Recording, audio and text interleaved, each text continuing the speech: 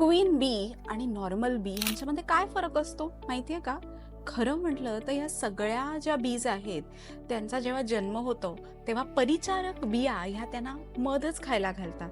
पण काही अशा लकी असतात की ज्यांना जेली सारखा एक थिक सबस्टन्स खायला मिळतो आणि त्यामुळे जेनेटिकली सेम असून पण या क्वीन बी बनतात.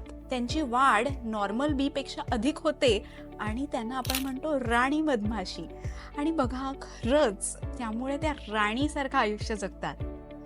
आपलं डाएट एवढं मॅटर करतं हे या उदाहरणावरून आपल्याला नक्कीच कळतंय की आपलं डाएट का महत्वाचं आहे.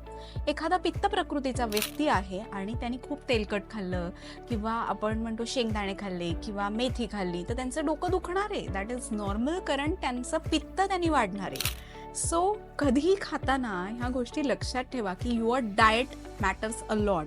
षड्रसात्मक आपला आहार असावा. काय खायचं काय नाही खायचं हे तुमच्या प्रकृतीनुसार तुम्हाला ठरवायचं आहे. त्याच्यासाठी खूप चिकित्सक बनू नका, पण तुमचा आहार हे तुमचं आरोग्य आहे हे कायम लक्षात ठेवा. आणि क्वीन बी सारखं राज्य करायचं असेल तर तुमचं डाएट हे उत्तम ठेवा.